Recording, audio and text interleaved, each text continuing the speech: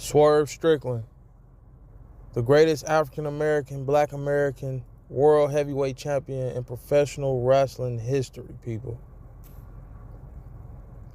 The greatest. Look at the men who came before him. The Ron Simmons, Booker T, Bobby Lashley, The Rock, Kofi Kingston. Look at the men who came before him that have been world heavyweight champion. But look at Swerve Strickland. Nobody's ever had this type of a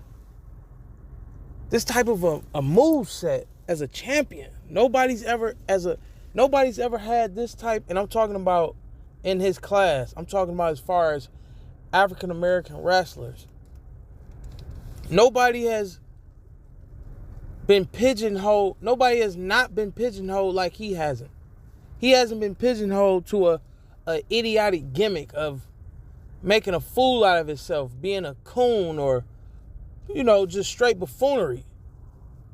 I haven't seen that with him in AEW. Now, you know what's crazy about Swerve Strickland? I didn't know he was kill shot from Lucha Underground. When Lucha Underground first came out, it was like a breath of fresh air, people. As far as wrestling go, it was a breath of fresh air. You seen, because listen, all we knew was Rey Mysterio. And when I say we, I mean like the people I was around. All we knew was Rey Mysterio.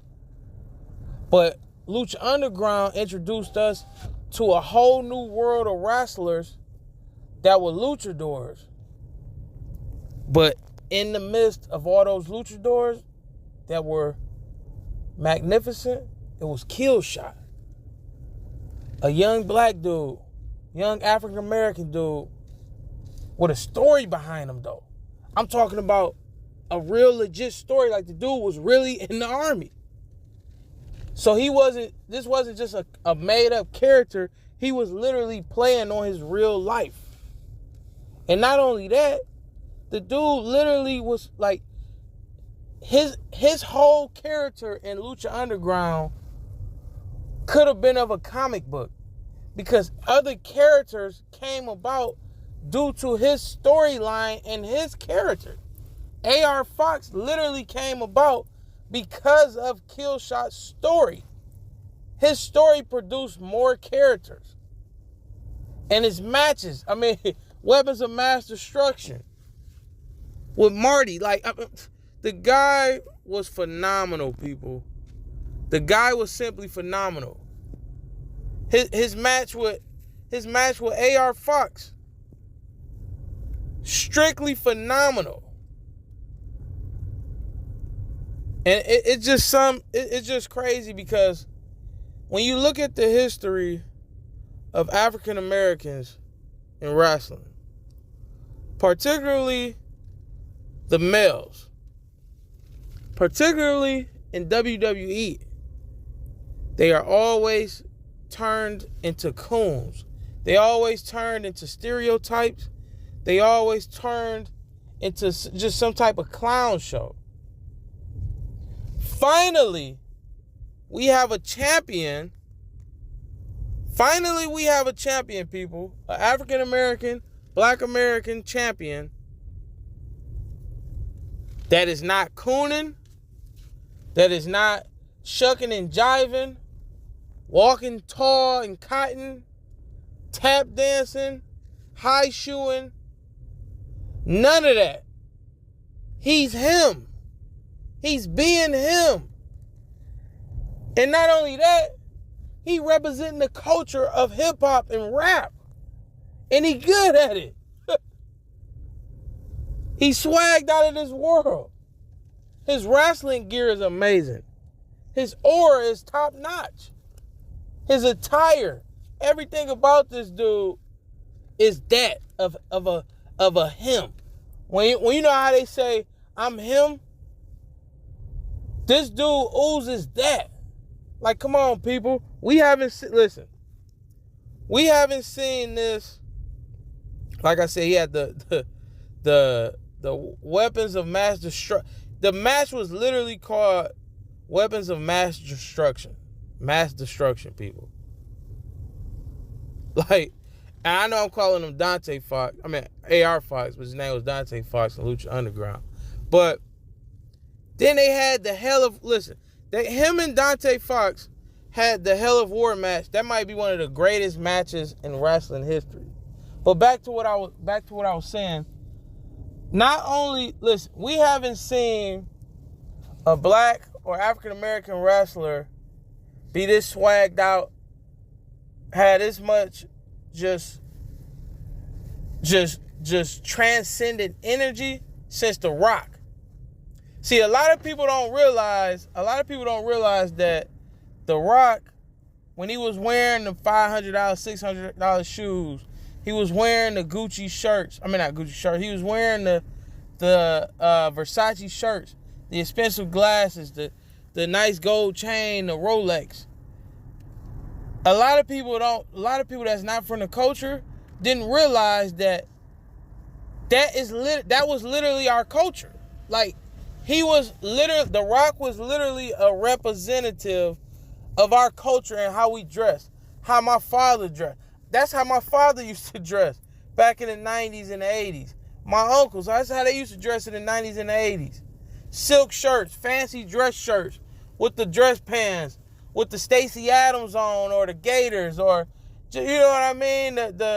The suede shoes, or the crocodiles, you know what I mean? Or the loafers, you know, this with the brim hats, you know, and the Cartier glasses, the Gazelle glasses, you know, the red brim hat with the feather, the black brim hat with the feather, the blue brim hat with the feather, you know, gold chains with the cross on it, you know, gold watches, gold bracelets. This is how the black African American men dressed in our culture. That's a style. So when The Rock brought it to mainstream, it was like, man, this dude is like a hero. He rocking, he dressing how the guy next door to me dressed. He dressing how my father dressed, how my brother dressed. This is it. We haven't seen that since The Rock. We haven't seen it since The Rock, people. Everybody that has come after him has been put in some type of coonery situation where they just made to be a joke, smiling and laughing and eye bucking and all type of coonery. But then arose Swerve Strickland, people. Swerve Strickland came into AEW, a breath of fresh air. AEW, let me give you a standing ovation. This company is a breath of fresh air, man. Because TNA was that breath of fresh air. But then they did what a failing company would do. Just try to plug all the talent and old talent from the companies that's prevalent. And TNA, you know, is still around, but it ain't what it was. But AEW, they got talent from all over the world. They plugging talent from all over the world. And Swerve Strickland was one of them. The dude's moveset. I mean, his moveset is dynamite. You know what I mean? His moveset is dynamite, people. Literally. It literally has dynamite in it. I mean, we talking about a guy who literally raps his own theme song. Like, his theme music, he's rapping it. He's rapping it, people. He's literally rapping his theme song. And it's fire.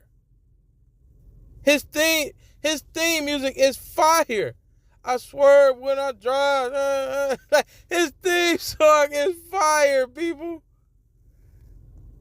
But that's what sets him apart from everybody else.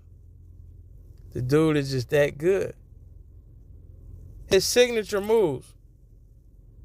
The swerve stomp. Like, let's go to the top, right? His finishing moves, or his finishers, the JML driver. Look like you getting folded up like an accordion. Folded up like a pretzel.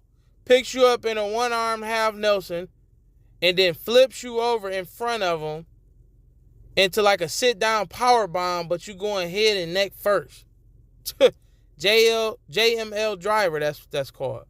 Then the swerve stomp. Here's the thing about the swerve stomp. He can hit it from anywhere. So if he's on the top ropes, he's going to hit it.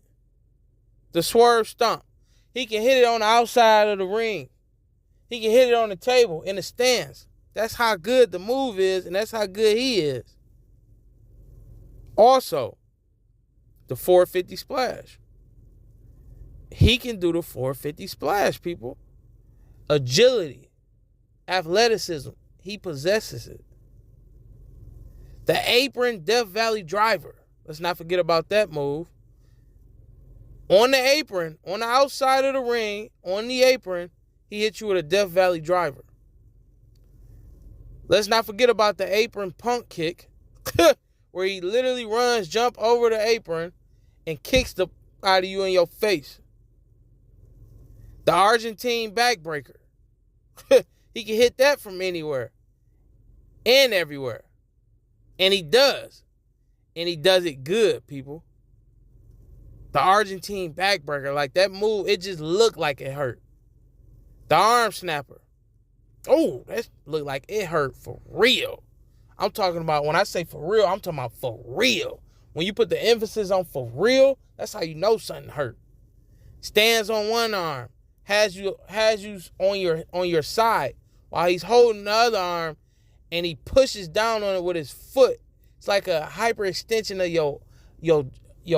your AC joints and your shoulder muscles. And then the backbreaker drop. You put your leg up in there, he catch you trying to kick him or something. He literally goes under your leg, puts it on his shoulder, grabs you on your side of your shoulder, lifts you up in the air, and what? Boom! Side of your back onto his knee, backbreaker drop. Then a barricade suplex. He's literally taking you from inside of the barricade where the fans are, while he's simultaneously standing on top of the barricade and suplexing you onto the ground back by where the ring is. And then he also has a perfect DDT. And it's kind of simple. It strongly resembles Jake the Snake Roberts' DDT. And let's not also forget about Deadeye. Deadeye is when he takes you. It's like a reverse tombstone. He has you on his. So imagine how, if you have somebody in a tombstone, but they not in front of you, they behind you. That's the Deadeye, and he can do that to the floor, on the outside of the ring, or in the inside of the ring. Let's also not forget about the deadlift brainbuster. Now you might say, what is the deadlift brainbuster? That's when he literally rolls you over into a suplex-like position, lifts you up, and hits you with a brainbuster. It's called a deadlift because your weight is already dead from the move he just did on you prior to that. Let's also not forget about the discus lariat. Literally, coming up off the ground, quick spin, boom, clothesline, takes your head off, discus lariat. Diving crossbody, that move is self-explanatory, but he doesn't just do a normal diving crossbody. His is coming from the form of a frog splash into a diving crossbody. And then a diving European uppercut, where he snaps you, he front snaps you he front snaps you or front rolls you, and then he jumps onto the ropes, on the interior of the ropes, on the turnbuckle, and then he does a diving uppercut to your upper back. And a double knee arm bar, where he literally takes your arm, swings around, and brings your arm onto both of his knees. And a beautiful drop kick as well. And a flatliner where he literally does a roll, like he does like a forward roll into grabbing you head first and locking on to your head and neck and pulling you down to the mat as he brings the pressure with himself and your face hit the mat. Highly impressive. And the Fosbury flop, where he literally runs toward the ropes, turns his body sideways, does a backwards flip. He literally turns around as he's running toward the ropes, does a backwards flip onto the outside of the ring and hits his opponent, the Fosbury flop. And then the German suplex, where he literally throws you into the ropes and catches you with like a snap German suplex. Hanging DDT, where he literally grabs you. If you're stationed on the ropes, right? If you're stationed on the turnbuckles, he will literally grab your arm or literally jump up, grab you, lock onto your neck, and pull you down into a DDT, hanging DDT. Hanging neck breaker. That's from the outside of the ropes, where you're literally on the outside of the ropes. He literally turns you as he has you in a headlock. He twists your neck, twists your body around while you're hanging on the ropes and drops you into a neck breaker. The home invasion. That's when he starts out in a powerbomb position, picks you up into the powerbomb position, turns it into a sideways, turns your body into a sideways suplex, people. Into a sideways slam. So he picks you up into a powerbomb position, throws you up on his shoulder, turns you sideways, and then slams you into a sideways slam. Beautiful move called the home invasion. House call is a move where if you're down on your knees, he literally runs from where he's standing and does one of the most beautiful kicks to your face. It's called the house call, and he can hit it from anywhere. Also, let's not forget about the beautiful Hurricanrana that he has in his repertoire. The kill shot lariat is when he jumps from the outside of the ring post. He's on the ring, he's on the apron. He jumps over the ring into a forward flip and then clotheslines you. Kill shot lariat. Then the lifting inverted DDT is when he catches you literally sideways, push your head under his arm, picks you up in the air, drops you into a sideways power bomb. Lifting inverted DDT. He also has the Liger bomb, which is beautiful. The Liger bomb. And if you don't know what that is, that's when you get carried from the ropes over to the center of the ring and power bomb with a sit down power bomb. Literally. Neck breaker, power bomb, running shooting star press that he can hit from anywhere. And in this case, he's hitting it off of the ring apron onto his opponent that's standing outside of the ring. Slingshot double foot stomp. That's when he knocks you down, and if you outside the ropes, he's going to hit you. He's going to jump over the ropes and hit you with it. The spiral tap. A lot of people don't know he has that in his repertoire, but he does. Another beautiful move, I might add. I just keep watching it over and over. Step in basement drop kick is when he literally steps into the ropes. Literally. Like he puts one leg over the rope and he's sitting on the rope. And then with the other leg, he brings his momentum and does a drop kick. It's a step in basement drop kick. And then also the stump pile driver is where he puts you in a pile driver, but he doesn't give you a chance to brace for it. As soon as you go up in the air, he instantly drops. The superplex, the Tajeras is where he's on the ground and he kips up and literally grabs your heads into like a hurricanrana off of the ground. Tilt the world backbreaker. Tilt the world slam. Kick flip moonsault. I mean, listen to this move set. And the kick flip moonsault is when he uses somebody else's body as elevation to do a moonsault off of him. That's how good this guy is, people. That's really how good this guy is. Fall from Glory, which is the stomp from... This is a tag team move, which starts out as the opponent being held up high in a powerbomb position, and then Swerve coming with the stomp off the top ropes. Also, stretch muffler is like a half Boston crab, but instead the calf muscle, the leg is bent over the neck of Swerve Strickland while he's sitting in a Boston crab position. Apron swerve stomp. Apron, like I said, tree of woe swerve stomp. Superhero landing, and that's when he jumps from the top ropes out, outside the ring. But it isn't just a regular jump. He's not just jumping on his opponents.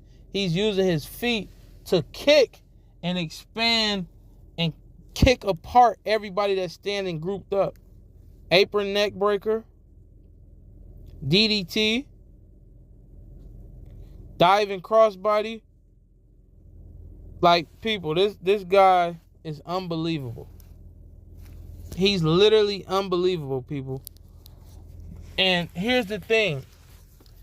Not only does he have an amazing moveset, but he also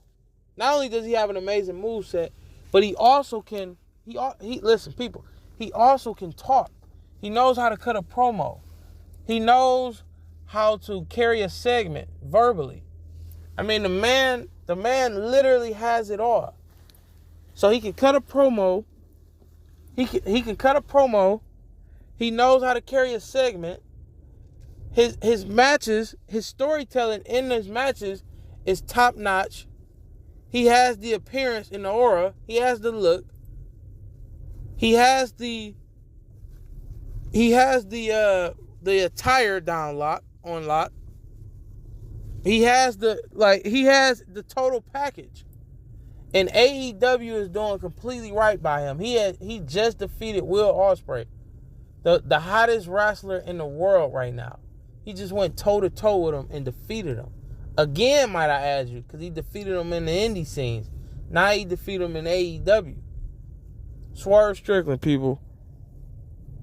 The best African-American, Black American wrestler in current time. There's nobody coming close. Swerve Strickland is that dude. And it's just a proud feeling to see a young black man not being treated like a goof, not being treated like a jobber, not being treated like a stereotype. He's just being himself. And him being himself has elevated him to the top of the food chain, the top of the pecking order in AEW and in wrestling history and in the wrestling world. This man's going to go to new heights. He's already elevated. There's nowhere else to go but up. There is no ceiling for Swerve Strickland because he can keep recreating himself. Here's the thing. He's world champion right now, and he still can be Swerve Strickland can be a heel, or he can be a babyface, or he could be a tweener. And here's the thing. He still has 1,000 matches left in AEW alone. The guy is unreal, people. The greatest African-American wrestler in wrestling history, Swerve Strickland.